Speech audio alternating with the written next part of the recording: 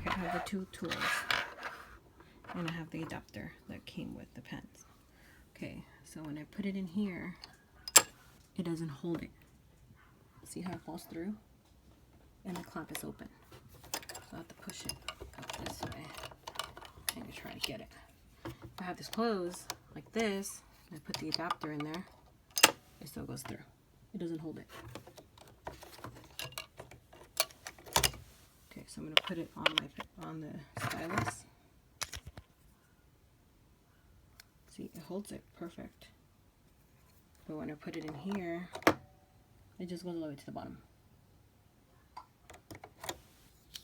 I'll try it with the pen.